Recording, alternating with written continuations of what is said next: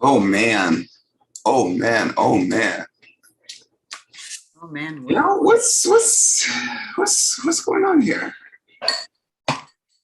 Clearly, this was not coordinated, but I do think it's hilarious. Oh, But for me, it's all about the woosah, ashe all day. Okay. it's all about the red, black, and white for me. That's how I feel today. Though that, but I guess we'll talk about it later when guess what? We're live. And Oh, it went out. whatever.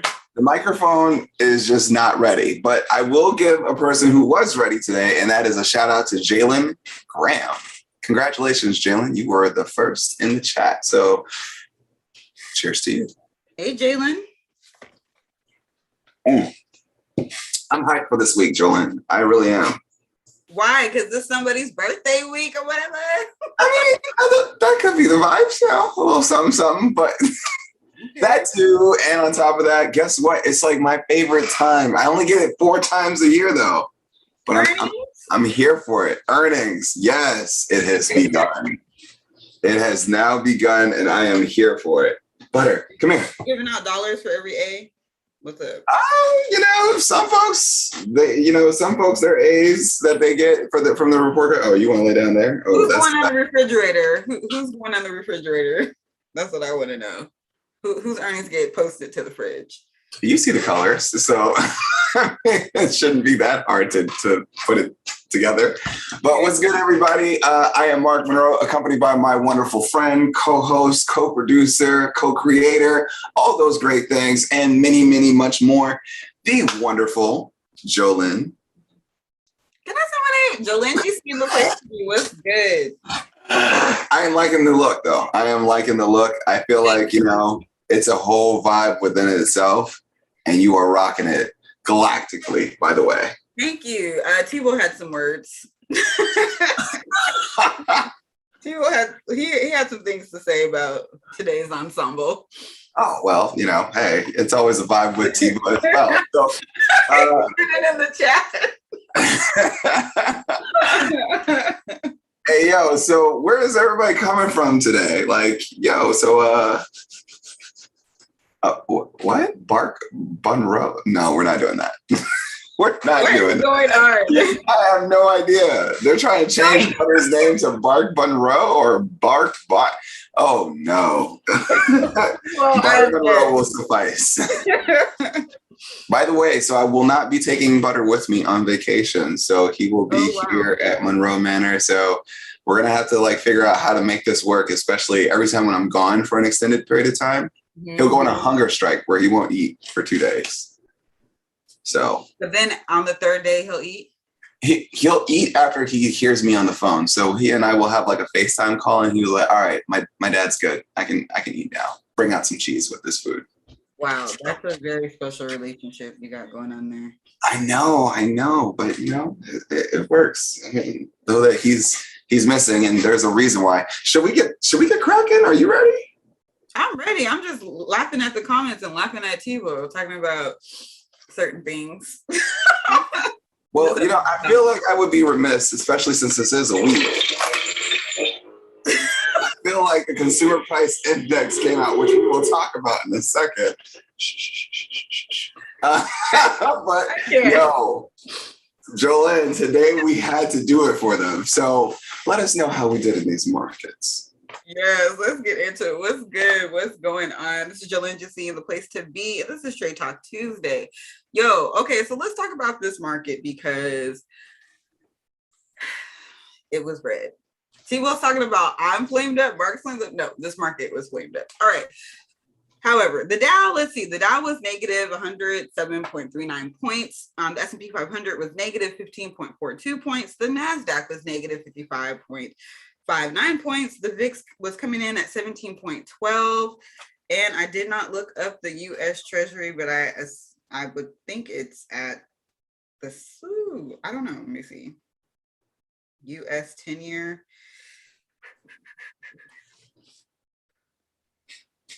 Yo, it's at 1.4%. Then we have sector performance. As you know, there are 11 sectors. We track the top 3 and the bottom 3 so you can see what that rotation is looking like. And coming in at number 1, the only one that was green, we got tech, consumer staples, and communication services, followed by the bottom 3, financials, consumer discretionary, and real estate. If you recall, real estate was up last week. So people were trying to, play it safe and put their money somewhere safe. And now I'm starting to sense some other things going on with the sector rotation. And for pick performance, if you don't know, you're about to know, you can go to our Instagram page at that come up series, and you can find our pick list, which will be changing soon, just FYI.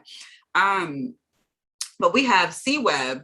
Shout out to MasterCard, because anyway, that's a whole other story. But I just remember looking at MasterCard sometime last week when it was dipping and folks were like bailing out, and now it's up again. So that's interesting.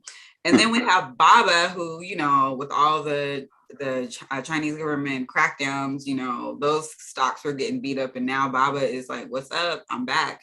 And then we got, for the bottom 3, we got CRISPR, we have Bank of America. Excuse me, I always do that. Boeing, I always do that. And we have SDGR. Those are the bottom 3. We did have some 52-week highs though. Shout out. Let me just take a pause and a sip. Okay, hold up. First of all, I'm just kidding. Shout out to Visa. Let me tell you, y'all, Visa, I will give it to MasterCard too, but Visa though, with all of this, if you look at Visa's chart, steady up. It held up XLK for real, because XLK really could have just gave up the ghost, but it didn't. I'm having way too much fun with this bluff right now. So. You are. I try to keep it quiet. You sit over there. Too. You sit over there. You saw Microsoft too, right? I did. So Microsoft, I think at 280 or something like that.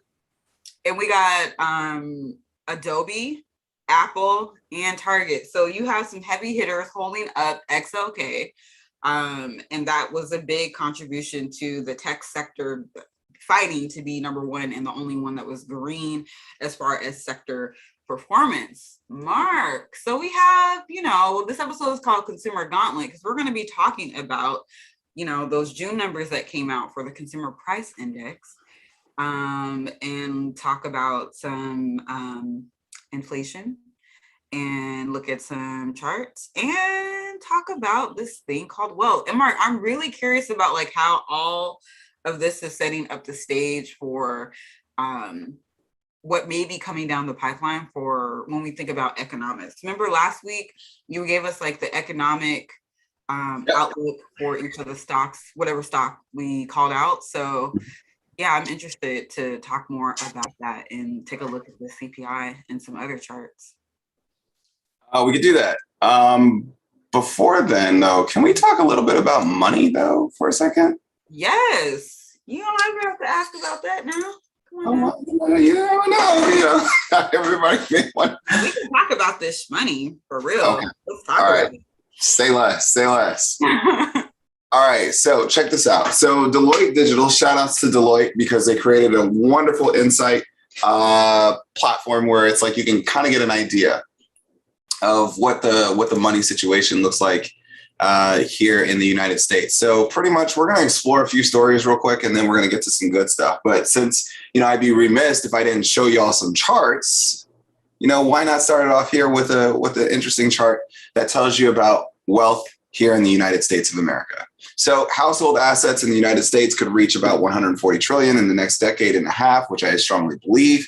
And this interactive graph shows how today's 4 adult generations will define the evolving wealth landscape. Now, we're dealing with the silent generation. We're dealing with baby boomers, millennials, and Gen X. We haven't added in Gen Z yet because they're just coming into form. So I'm sorry if you're Gen Z, this just isn't your part of the story yet.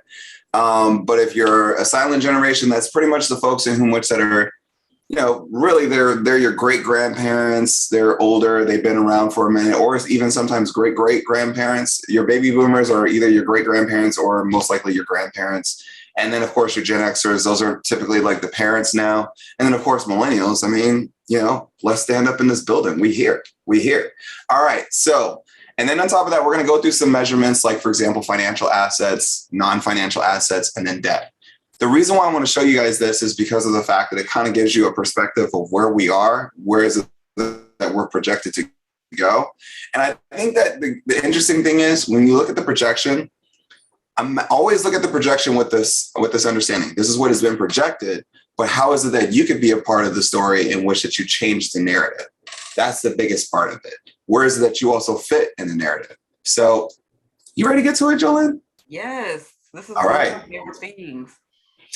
So starting off in 2015, of course, you had baby boomer generation that was pretty much about 35 trillion. And then, of course, your silent generation at 23. So one of the things that you notice here is that, your silent generation is definitely on the decline. It's like, pretty much, like baby boomers is like they will ultimately, like any generation, I should say, you're going to reach a plateau point, and then, of course, you're going to start seeing a decline. So of course they represent 23 trillion. And then of course here you got Gen Xers representing 9.8. And then of course at the very, very bottom, you got 2.7 trillion from the millennial generation. We got to step it up, y'all. We definitely got to step it up. So now if we fast forward here to 2020, which was just as of last year, you can clearly see that baby boomers are still up on the upside.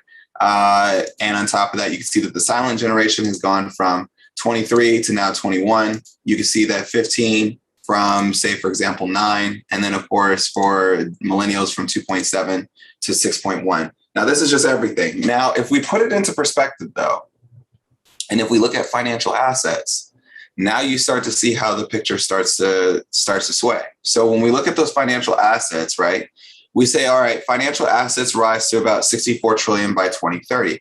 So from 2015 until 2030, household financial assets are forecast to grow at a compound annual rate of 4.1%. So if you think about it, that's actually a lot slower than stock. But if you think about it, it's like over a period of time, that's actually pretty major.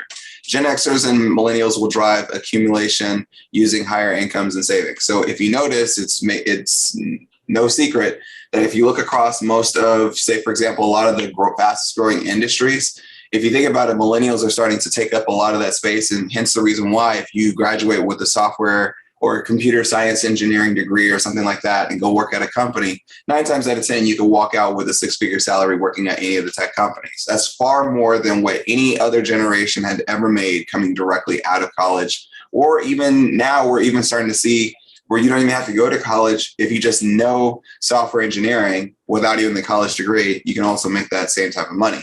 But as you can see, we go from 11 trillion in the silent generation down to 9.1. And then, of course, as you can see here with baby boomers steadily on the decline, or on the upside, I should say, on the ascend, and then going up to probably plateau and then essentially kind of start tapering off. Now, we're kind of at this influx point of your Gen Xers, kind of like being at this point of where we see like this golden cross, and also for the generation prior, then they're going to be at a death cross, where it's essentially, no pun intended, but where we just look at it from a chart pattern, where you see one going to the downside and then another one going to the upside. And that's just part of the life cycle of things. And we're probably going to see that where we see that Gen Xers also start to go through that same process with, say, for example, your baby boomer generation as well. And then, of course, later on, 5 years later, you're going to see that happen amongst the millennial population if you have, say, for example, folks that are in the silent generation still living. All right.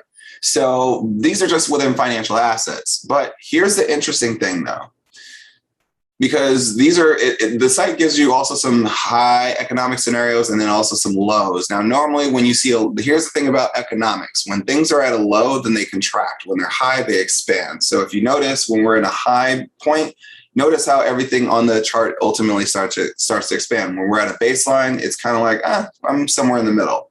But when you're in a low economic scenario, like a la a recession, things get tighter, AKA when growth starts to happen, you start to see money stop, you start to see spending start to come down. And when spending starts to come down, people will more so go back to savings or more so into things that are safer. So cash is king. When cash is not king, that's in a high economic scenario in which that people are more so willing to invest. So here's the thing to watch as we listen to earnings, which is going to be huge. Put this into perspective. When you start hearing in earnings reports about companies investing more, or when they're going to start increasing their CapEx spending, then that's letting you know that they're kind of giving you a heads up that in their economic situation, in their economic scenario, that represents a high economic scenario. When they decrease their CapEx spending and ultimately they become more contracted, that's signifying a low economic scenario. So the same thing works for, as we look at it on behalf of people, the same way we look at it as it pertains to companies. So if you think about it, if you start looking at yourself as a company versus looking at yourself as just a pure individual, you start to see it also with a whole different set of eyes. But let's go into something that also is very much so signifying. Look at debt. Now notice household debt is scheduled to cross $20 trillion. Gen Xers and millennials will drive growth in debt, but household leverage debt over assets is expected to fall as an aging country reduces its reliance on debt. So again, you're starting to see here, like if you think about it from 2015, where you had, say, for example, baby boomers still representing the high side. And if you notice, silent generation never really accumulated large equivalents of debt. So then the very next generation over a period of time did accumulate debt and at an alarming rate. But take that into consideration. This is around the same time of the financial crisis, which everybody's debt ceiling went up, versus folks in which that were already born into things and already had, say, for example, assets and everything else. Most likely your debts were at an all-time low. And hence the reason why your silent generation, having lived for X amount of time, having gained X amount of assets and really not really relying on so much, because of the fact that you become less reliant on things and less needing to spend, then ultimately it makes sense the reason why their debt is down. And then, of course, when we look at non-financial assets, it kind of looks like the same thing as your financial assets, except much more kind of like lax here for your Gen Xers. So the reason why we say this is that if we look at the silent generation will remain important, controlling nearly 33% of household wealth in 2015. The silent generation is an important segment today, and going forward, it bequests will quietly shape the wealth of the future generations, and that's a fact. So as you can see here, the net worth is coming down, but at the same token, so if we're looking here, net wealth is going down, and so is non-financial assets, and also so is financial assets. Now, if we look at millennials, millennials will need differentiated services. So, for example, millennials will experience rapid growth in their share of wealth from 4% in 2015 to nearly 16% by 2030. That's huge if you think about it, because that's literally just a matter of, well, since we're already in 2010 or 2020, that's really about 10 years from now where we could be seeing that wealth literally equals up to it. So that's going to be very much so interesting. And I think that everybody should really pay attention to that. Now let's get into the key crux here. Non-financial assets to reach nearly $77 trillion. So dominated by residential property may grow slower than financial assets over the next 15 years, as slowing population growth keeps prices increases subdued. So of course you've seen a huge amount of spikes within values of homes, but yet at the same token, you're seeing the supply of homes not there. So ultimately you're seeing a boost in price, but then also at the same token, what help that is as mortgage rates stay low, then it's okay for prices to remain high. But as mortgage rates start to increase, and this fluctuates over time, as mortgage rates start to increase and start to stabilize, so too will prices. And if you think about it, think about the average time that people live and stay in on homes. That's that part. And then think about when you sell your home, think about the amount of time, or not even time, think about the amount of percentage that you normally get from, say, for example, a return on your investment in, say, for example, buying real estate and selling real estate. So if you take it at its best, that's about 20%. But yet at the same token, most of your stocks today, and hence the reason why millennials are in the stock market, most of your millennials are starting to catch on to the fact that that same amount of, say, for example, return as it pertains to what you can get in real estate, you're getting the same thing, say, for example, within the stock market. Hence the reason why you saw a significant boom within the stock market over a period of years. And you're going to keep seeing that happening because of the fact that the question that you have to ask yourself as investors, where else can you go to get those types of returns outside of the stock market? If you know, go ahead and throw it in the chat, if it does exist. And I'll leave it there. Okay, so let's talk about how, like, given our mission here at the Come Up series to close the racial wealth gap within a generation, how that chart translates to what we're doing. So the reason why the Come Up series is very much so important, especially as it pertains to closing that racial wealth gap, and especially within one generation, I want to make sure that that's very clear, within one generation.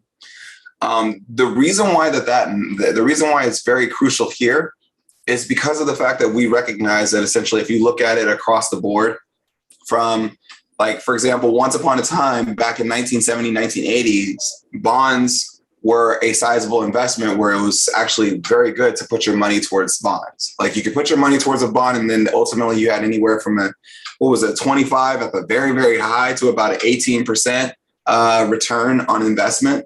And that was dope. But then you have companies that came out, and then ultimately the stock market really started to take shape and fashion. If you think about it, you see about the NASDAQ, the S&P 500, it typically gives you about, anywhere from a 9 to 18% return year over year, better than the bond market, better than, say, for example, putting your money towards a savings, all of that. So if you think about it, now we added in this game called options, or you can still stick within stock. Doesn't really matter. It's still all the same thing, because even if you just put your money towards stock and hold it for the long term and buy when you on the dips, then ultimately you're fine, because you dollar cost average and you're just thinking about the yearly average year over year. The only difference that you're doing within the options market, especially if you're doing it on the long term, is you're just taking that into consideration as it pertains to its growth rate, a position or an index's growth rate year over year. And then essentially you can easily close that racial wealth gap, because 9 times out of 10, most folks out there are not really into the market. They're not putting that type of information. And I guarantee you there's going to be a significant drop off as things go back to normal. So the thing is, what we're definitely trying to instill here is, when things go back to normal, stay focused. Because when you stay focused and you stay focused on that specific goal, meanwhile, they're not thinking about that, because they don't have to worry about those types of things as it pertains to, this is my motivation, generational wealth. So now it gives you somewhat of a silent, clear advantage. And with that silent, clear advantage, you can build significant things there for you, for your family, and for generations to come. And as long as you keep instilling that knowledge to continuously keep going, your family should never really go broke, or they should also never really be in a position where they have to want.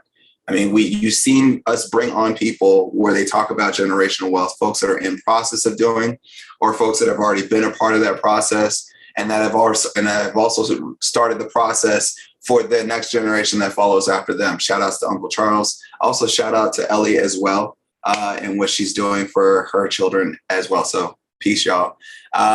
So I think that's the reason why it's very much so crucial. So if we think about it, putting that knowledge into our communities, putting that knowledge into schools, putting that knowledge even into your church communities or whatever it is, or just within your family, it really does matter.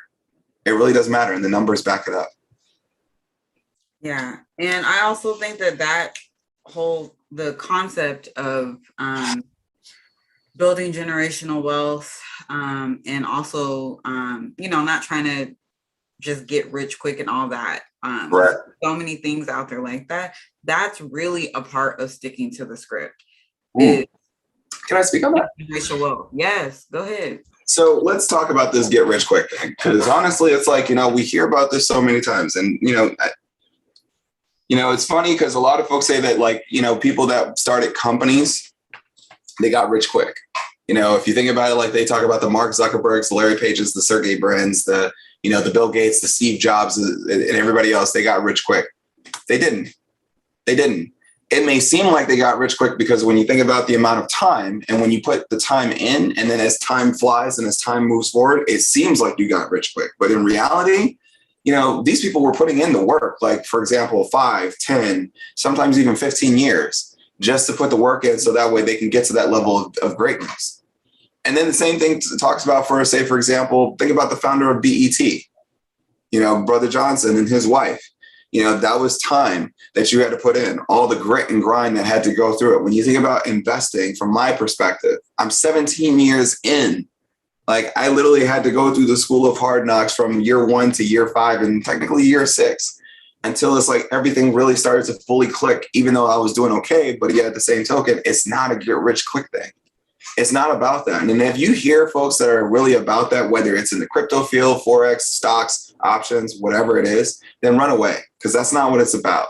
I mean, the focus is always going to be in the long term. You look at anybody out there in whom which that their name is worth anything, then honestly, it took time. It took time for greatness. And if you don't, it's like we have this kind of sense where it's like we expect everything to be like this microwave. I don't know about everybody else, but microwave food only tastes good for a temporary time. And then after that, it's no good. So if we fully put it into perspective, anybody out there that's talking about, do this or you can get rich quick and all that, then it ain't for you. Because 9 times out of 10, it's like, I hate to say it, but those are the types of folks that we see on the 7 o'clock news, like later on, because of the fact that they're talking about, hey, get rich quick. And 9 times out of 10, it's not about that. Again, riches can be taken, wealth is built. And when you talk about building wealth, that's over time. When you look at those diagrams and everything else, those were over time. Think about how much time the silent generation took to build up those $1 trillion worth of, say, for example, financial assets. Same thing as baby boomers. That took time. And baby boomers are just now hitting their significant stride. So if you think about it, they've been in the workforce for over 10, 15 years, and now they're just hitting their stride. Now, of course, you can do things a little bit, better with the knowledge, because a lot of times the knowledge just isn't there. There was nobody there to teach you. But yet at the same token, if you're thinking that essentially that, okay, hey, that you're going to just get rich quick, just think about that. Just think about the generations in which that have come before and think about the actual generational wealth that is created. Ask yourself, how many of them did it take to actually create generational wealth in 30 days or in 50 days or in, 6 months? It just doesn't happen. Yeah. It's all the whole conversation. You all already know how I feel about this conversation and closing the racial wealth gap and what it's really going to take. And when I think about this whole journey that we're on about building wealth, yeah, it's definitely going to take time. And oftentimes it's one of those things where you're doing it. It's like people say you get rich quick. It's like, no, get rich quietly. Like you are doing things that people have they don't know what all your wealth rituals are. You know what I'm saying? Like they have no idea what you're doing on a day-by-day basis, who you're talking to, who you're collaborating with, who you're having like-minded revenue generating conversations with, all those things. So when I think about what we're doing, it helps me to keep going, quite frankly, because this is not an easy feat. When I think about the amount of sleep that I did not get for this time since we've been doing the Come Up series, I'm just like, dang, but it's worth it. It's worth it. And trust and believe, I do schedule a nap.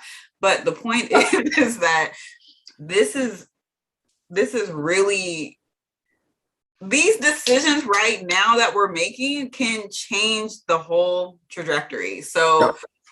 When we're talking about, like what's going on, like in the economic forefront, we have earnings, and, we talk about this notion of personal lines of credit.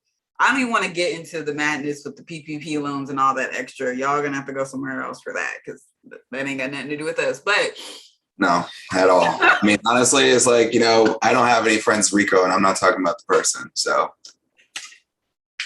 Okay. So anyway, so Mark, let's talk about what these earnings are looking like for JP Morgan. Also, I want to talk about like how expensive things are getting, in quotes, because it does feel like it's a blip as far as it just seems like it's triggered by the shortage. If we didn't have the shortage, then, I just feel like we would be on par for inflation numbers, but let's talk about it. So I guess the biggest thing is, and shout outs to Zay, because I'm gonna do one of his favorite companies today. Okay. So I'm gonna pull up Goldman Sachs. So here's a presentation from Goldman Sachs. If you want it, then ultimately you can go to Goldman Sachs website, which is through their investor relations. Of course, remember, all publicly traded companies, their earnings presentations are made available for everybody. So just keep that into perspective. So Zay, again, shout outs to you, my guy. Hopefully I do this one justice. So we're going to just look at the snapshot of their revenues and everything else. So if we look at it, so its net earnings was at about 5.49 billion for the second quarter. Their EPS was about 15 bucks and some change. So pretty much when we say by EPS, that's earnings per share. Net revenue, so pretty much their profit was about 15.39. So essentially, net earnings was a profit at 5.49 billion. Revenue altogether was at 15.39. Year to date, it's very, very interesting because of the fact that they brought in, alongside with the second quarter, they brought in $33 billion for the year. So that's pretty cool. Annualized for the return on equity is about 27% for the year, but at the same token, 23.7% for the quarter. Very, very dope. Very, very amazing. We don't need to get into the book value because that's not really the key highlight here. But let's look at some of the things because they do some pretty good stuff here where they talk about the macro stuff and the economic pieces. And this is where I like listening into investment banks because they do a very good job of laying it out there for investors outside of like products and services. They actually talk about what's going on and how the economics is playing a role. So they said that they pretty much had number one in mergers and acquisitions and equity related offerings. So think about it like this. They make a lot of money from taking companies public or by doing mergers and acquisition deals. So when you think about it, like, for example, the acquisitions of, like, let's say a Xilinx or any of these other companies, they either sit on the board they sit on those teams as the financial advisor, or they're the ones that are doing the deal flow and also doing the due diligence on the numbers. They had a record consumer and wealth management net revenues. If you think about it, a lot of brokerages or a lot of investment banks are moving out of certain services and trying to get into the wealth management side, where it's like they get back into the swing of things where people are like, okay, hey, manage my money. I made this much amount of money in 2020. Now manage it for me. Who would have thought? All right. So then, of course, they increased their dividend by 60%. To $2 per common share beginning in the third quarter. So I would be watching out for that one, especially when people start collecting their dividend. Here's a little known fact. When you start hearing about the dividend calendars and when you know that when a dividend is coming, 9 times out of 10, the stock is going to spike. I think it's about 60 days or between 45 and 60 days before the dividend is had, because if you've held the shares for X amount of time, you can collect the dividend, and people know that. So when you think about it around the time that the dividend has actually been given out, then you can actually see a lot of folks that are looking to sell. Just a little gem there for anybody that wanted to know that. But if you didn't know, I'll summarize it for you. Before a company pays out its dividend, about 45 to 60 days prior, you see a lot of folks loading into the stock so that way they can collect the dividend. Now, of course, if you're a trader, have fun, go mad, or God bless, whatever it is. If you're thinking about it in the long term, and if you know that such dividends will increase, that also is a good thing because you can kind of like forecast that as you go through the year. But then also at the same token, you can also use that to also play puts against the stock because you know that people are going to sell to collect their dividend after they've collected their dividend and take profit from the stock. So just something to be on the highlight of. But let's talk about the macro perspectives. Because here's their macro factors. They say GDP growth and continued reopening. So as the economy reopens, they expect that GDP growth, so what is made, what is being sold, and then also the cost of production and everything else. That's how you kind of like calculate GDP. So when they say that if we get more reopenings, then that means that we can do more imports and exports, especially for those businesses that are reopened. Accommodative monetary and fiscal policy. So they expect it as a factor to continue on. Inflation pickup expected to be temporary. So now investment banks are starting to say that. And then, of course, Delta variant and uneven vaccination rates create uncertainty. So in some states you're seeing, or in some places you see, whether domestically or globally, folks are definitely receiving vaccinations that can suffice for it. And then you see in other places where they're very low vaccinated. And then, of course, people are still traveling and still hanging out, which, that's a whole nother situation. So I'll leave that as is. But then there's some economic fundamentals. Economic growth expected in 2021 and 2022. So they said in 2021 and 2022, US is at 6.8, and also for 2022 they expect 4.7, and then globally 6.6 and 4.8%.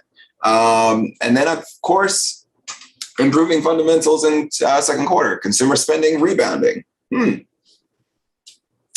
Interesting. CEO confidence improving. I'm not going to take another sip on that one. And U.S. unemployment declining. Not going to take another sip on that one either.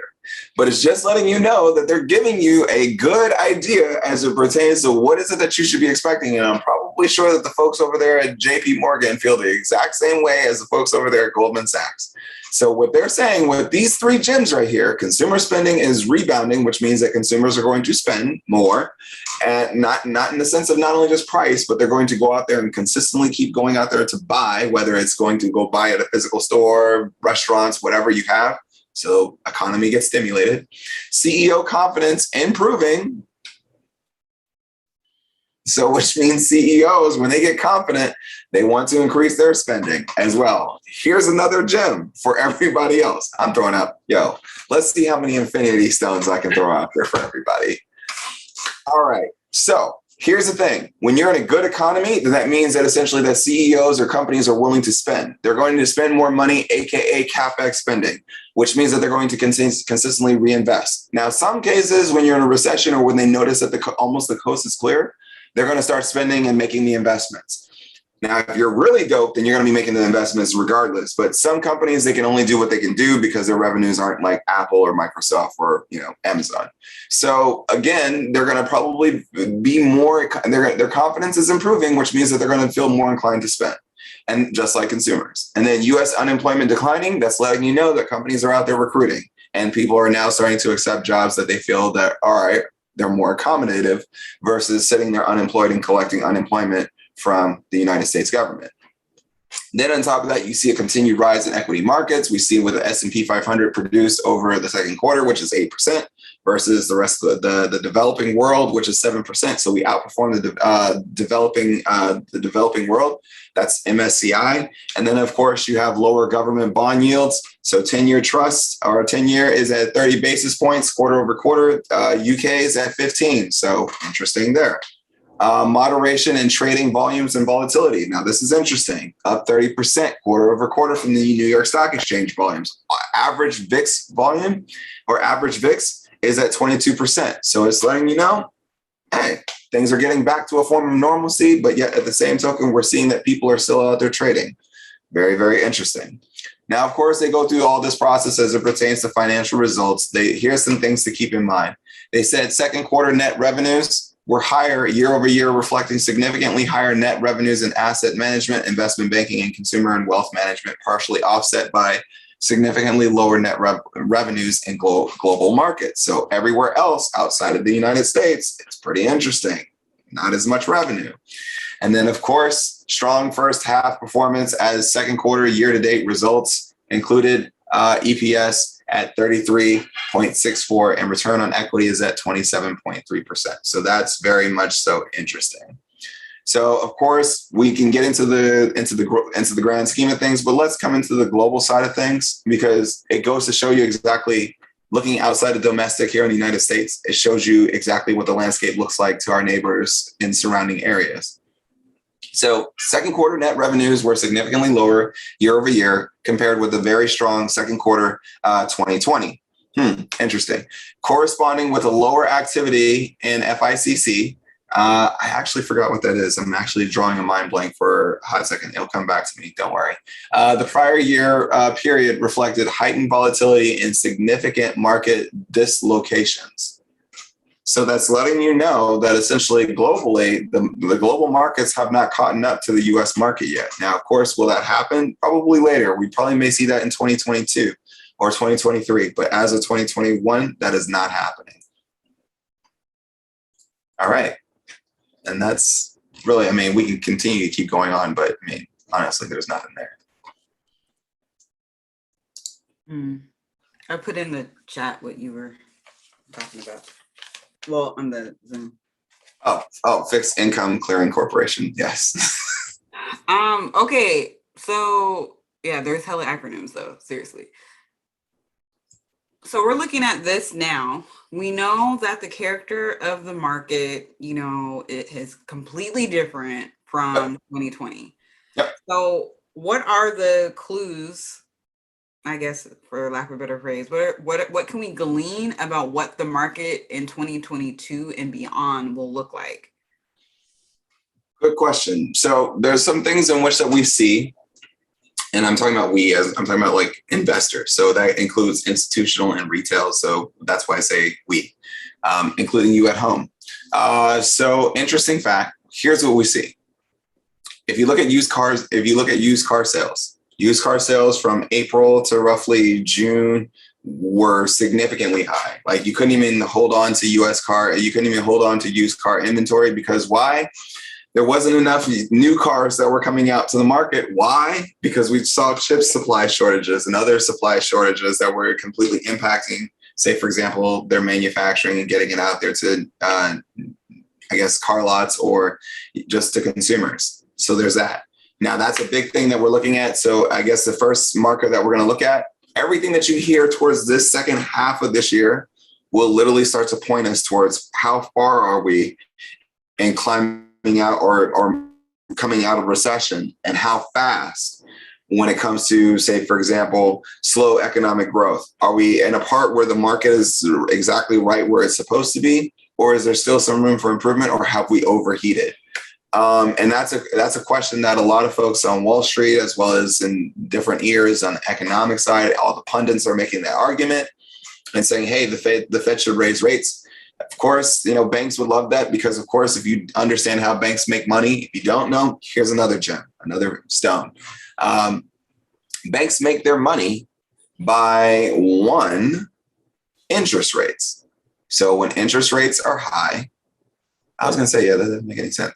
All right. So when interest rates are high, then ultimately that is great for banks because, of course, when you have revenues coming through, then, of course, if you have folks that are doing debt of mortgages, of cars or credit cards or other types of personal loan financing or whatever it is, even student loan debt, then essentially you can look at those things and say, all right, with a private student loan, what are those, 12%, 13%? If we look at, say, for example, your auto loans, those range anywhere from what, if you have a good credit score, it's like what, 1% or something like that, or 2%. Or say, for example, and all the way up to the high side to if you just don't have good credit, and that's okay. But not okay. But also it's like, if you have a home, 30-year fixed mortgage, what is it, about 3.5%, 4%? So you take all those things into consideration. And if you have a person that's locked in over a set of months, whether it's 46 or 66 months or 72 months, think about the amount of interest that they're paying you over a period of time. And that's just interest first before you even get to the principal. That stuff goes to the banks.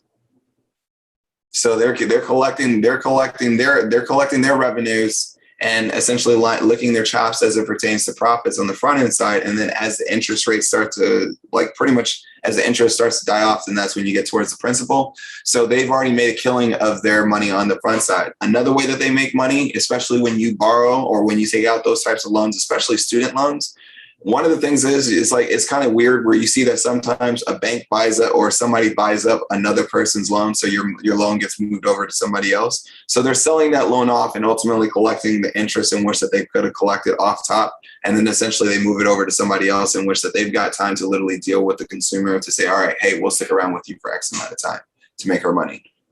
So something to be interesting about. And like I said, it's like if we're looking at that type of data and moving forward, it would be very, very interesting to see exactly, all right, well, actually, instead of me just saying it, how about I just show it? Consumer Price Index. So Consumer Price Index is a measure of the average change over time in the prices paid by urban consumers for a market basket of consumer goods and services. Indexes are available for U.S. and various geographical areas, blah, blah, blah, blah, blah, blah, blah. But it really focuses towards like utility, automotive fuel, and all that other good stuff. But here's the interesting thing. So if we look at it, a lot of the things, like if we look at all items, if you put them all together, so if you look at it, then essentially it's 5.4%. If you look at food, major, like food at home, 0.9, and then food away from home, 4.2. So there's that. And then, of course, we can go in further. But again, it kind of just brings it all back. Uh-oh. All right. So then, of course, we have energy, which is doing significantly. And then all items, less food and energy. So commodities, less food and energy commodities. So if we say, for example, things like this, look at this, cars and trucks. So used cars and trucks was up 45.2%. So that plays a major role into why is that you saw that energy was one of the top areas there when it came to, say, for example, inflationary pricing. When we look at it, if you look at everything across the board, look at new vehicles, 5.3%, apparel, 4.9%. If you look at it in commodities, less food and everything else, like, medical care and stuff like that, that's negative 2.2. Alcoholic beverages, 1.9. And then, of course, tobacco and smoke products, that's 7%. So the biggest thing that really took everything was really just the fact of used car and trucks. That's really what took the cake from everything. And then that's ultimately how we got there. So essentially the question is, and the part to pay attention to is come August 11th, so next month on the 11th, to look at July CPI numbers and to see. My forecast is I believe that we're going to probably start seeing the energy sector come down, which means that used car and trucks will also significantly have a decrease on a month over month basis because of the fact that we're getting to a more stabilized economy when we see pricing. So essentially people won't be overpaying for used vehicles. I was reading about the the different amounts that states or cities pay for common goods. And it almost made me want to move away from Seattle. But then I was like, because how much it costs, it's so expensive. It's not as expensive as Hawaii, but as far as like buying goods, but it adds up.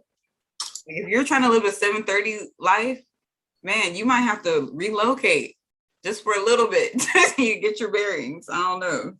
Yeah, I mean, it's interesting. It's like, we see these things they become more prevalent. The conversations become more prevalent as we come out of a recession. Mm-hmm. I think the biggest thing that kind of like forced everybody to start paying attention to these things or becoming knowledgeable about these things was the fact that it's like you're sitting at home. So now it's like, now that you're sitting at home, now it's like you should be becoming a little bit more knowledgeable on what's going on around you.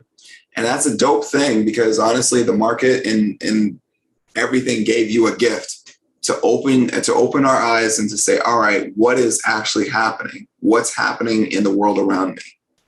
And I think that's something that we should not take lightly, because if you think about it, how many folks out there were really paying attention to the Fed before 2020? How many folks were actually paying attention to consumer price indexes? How many folks out there were paying attention to all these things that actually matter? How many people even knew about the 10-year, 30-year, 20-year, 1-year treasury notes? Not many people. So essentially, it was any of this until I started investing. That's the only reason why. Otherwise, I would have just been out here. And that's the point. It's like these things have had massive impacts for longer than 2020. It's just the thing is that now that everybody is coming into the foray of things, now it's like the time and everything else and like things that you learn, don't take them for granted. Because I guarantee you this, there's still a ton of folks out there that I would say the vast majority of people out there still don't understand this stuff. They don't even know what it is. They're not even paying attention to it. If anything, they're just moving through the economy as if they're sheep. And that's what we cannot do. We can't afford to be sleep out like that. Mm-mm. Okay. All right. So we went through the consumer price index. Yep. We went through earnings. We talked about wealth. Yep. We have 10 minutes left. In that 10 minutes, can we look at a chart? So we can talk about the second half of the year, like for the NASDAQ and maybe the S&P. Okay. Everybody want to talk about the S&P 500. Fine, we'll pull up the S&P 500. Okay, so here's an interesting thing to pay attention to, everybody. Now, of course, like, just using simple trading view, have 50-day moving average, the 200-day moving average, and then, of course, TTM squeeze, though, not important right now. So, of course, if we're looking at, and this is just the ticker SPX, to kind of like track it, but if you still think about it, like we're still moving across a beautiful trend line here in the NASDAQ. As you start to see we're going to continue to keep consolidating up to the upside. I still think that we still have some significant gaps in between in which that we're going to continue to keep climbing. We're pretty much on the cusp of reaching 4,400, and I think that's the next level that we're getting ready to march up to. And then, of course, go blow it off to 4,500. So, and of course, you see folks out there that are making the prediction of a 4,600 price target. And then, of course, in September, around that time, we kind of settle back. And I think that if that's the case, if base case, we bring it back down to about the 43, 40, really in this area, unless we're building up strong supports here. We'll probably end up breaking this around September and coming back down to 42.50 for a correction. Or if worse comes to worse, really at the 41.25 at the lowest. So if I'm thinking about that and moving forward, if we say that we're at like, these significant highs, if you believe that the high is here, then coming down to here kind of puts you at a correction of about 8%, 8.5%, which is not bad for a correction for the S&P 500. Mm-hmm. Now, of course, everybody likes to play, their crystal balls and everything else. And that's not what I'm about. I think for me, it's like just looking at it in the simple foray of, okay, Jerome Powell is going to speak tomorrow. He's going to be testifying in front of Congress. He does this every single quarter. It's like clockwork, where it's like they want to know, hey, what's going on, as it pertains to monetary policy. Where are we in the grand scheme of things for them? It helps them put things into perspective, especially when there's things like budget deficits, as well as debt ceilings in place. Monetary policy definitely matters. So, of course, in moving forward, we see a healthy 50-day moving average moving forward. It's very rare that you see that, say, for example, we come down to this cross. The last time we saw this death cross, the averages was back in May of 2020. And of course, also here, this is really where the death cross hit because of the fact of, what took place in March, thanks to, of course, Bill Ackman and his wonderful speech. Anyways, so we see it happen every now and then where we see that the 50-day and the 200-day moving average cross. So far right now, we see them coming close, but at the same token, you still see upside movement. It's an upside swell going into the S&P 500, and I don't see that stopping anytime soon. Because again, where else are investors going to go? Where are they going to put their cash? So if there's nowhere else to invest your money, or if cash is not even king, if it's not the point, and if there's still more money to be made, I guarantee you Wall Street is not going to sit their money on the sideline. And the same rules apply if I pull up the NASDAQ composite and look at them as well. Now, with the NASDAQ, we've been seeing a little bit more things that are looping. For example, here in May, we saw a golden cross or a death cross. And then, of course, we just came out of it. And so essentially, the question is here, have we peaked? I don't think that we've peaked here yet, because I think that there's still more room to grow. And so I think that we're going to still keep going a little bit more to the upside. I think that the biggest number to be watching is really right here at the 15,000 marker in the NASDAQ, which we're not that far from. But then, of course, as we move into earnings, as we move after earnings, that's really where it's going to get a little bit shaky around mid-August. Okay. We'll keep an eye on that. So I'll say this, you kind of like compare like the stock market, you can kind of like do the same things for like the cryptocurrency markets as well. So for example, if you're looking at Bitcoin and everything else, it would be interesting to see that you could see an inversion. So right now, like Bitcoin and Ethereum are going through kind of like a technical correction phase. That's kind of like been influenced by the Chinese government as it pertains to cracking down on cryptocurrency miners.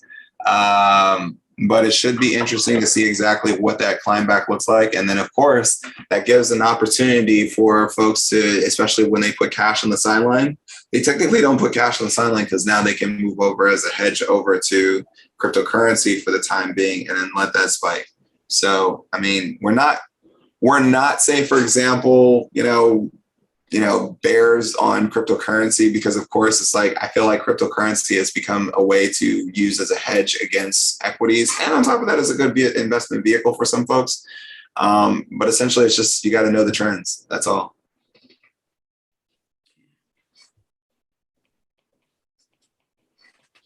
All right. I'm just making some notes here. She was like, watch crypto. So we have 3 minutes. I'm ready to eat dinner. Do you have any final thoughts for Trade Talk Tuesday before we shut this thing down? Oh,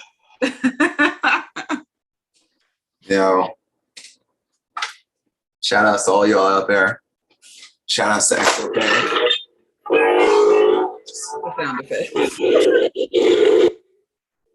Shout out to XOK for doing its thing. I'm glad that essentially at the same time you reached a 52-week high, it was given to also Apple and Microsoft and reaching their 52-week highs at one point. So shout outs to them. I mean, it's kind of interesting because, I was watching a video where somebody was like being very critical of something that I discussed. I think it was about NVIDIA. And can you hear me, Jolyn? Yeah, I can hear you. You were robotish for me. I can hear you. Okay, the Matrix is calling me, so that's letting you know. So it was interesting because people were saying like, hey, the long term, doesn't really play out. Long term, just I guess if you never hear anything from us, moving forward, or whatever, you go your own way. Just remember this: long term always wins out. I guess the best example to look at it is, when you think about teams in which that are built over time that are on the rise, I like to look at it in sports. If you think about it, the Golden State Warriors, it took time for them to build, a quote unquote dynasty that literally brought them 3 championships. Now, of course, if you want to add in KD, that's a whole other issue. But, it took them time to get to that point where they were championship material and then actually champions for real, where they actually had the hardware. Think about the time that it took there. Think about the time that it took for Jordan, though that nobody wants to talk about his career, where all those years before he became champion, he didn't even make it to the Eastern Conference Finals, or he was never even talked about during that period of time. He wasn't talked about championship until the team ultimately built it up. It was the investments that were made over the long term. And it was a time spending in the long term to ultimately build it to that way. It's like you reach the ultimate wealth goal, which is that generational wealth. So it's like, it's just keep that into perspective, because you're going to hear a lot an allure of a lot of, investment vehicles that sound very much so, attractive or whatever it is, or, we call it the jug here, or, whatever it is, but, remain core. And if it, honestly, first, if it doesn't pass the common sense test, then don't do it. Also, the other part is that essentially it's like, stay focused on the main plan, which is like, it takes time, build yourself. Because I always tell people, it's like, what good is being rich or wealthy in the short term, and if you weren't even mentally prepared for it? Like, during this process, you build the mental part, which is very much so huge. A lot of folks think that generational wealth is just the money part, and it's not. Generational wealth is also the mental part, because if you don't have the mental tools that go alongside with the dollars, you're going to be just like it. Like, many of the athletes that have come before, and ultimately they made exorbitant amounts of money, and then ultimately 80% of them go broke or bankrupt. And that's ultimately exactly how it is. And so it's like, we can do better. We can change that. So it's like, if you're about that, then stay the course. If not, then that's okay. I mean, somehow, some way, life will always give us better lessons than even Mark does. So until next time, I'm Mark Monroe. And I'm JolynGC, in a place called Free. And this has been Trade Talk Tuesday. We'll see you on Thursday for some hot takes. But until then,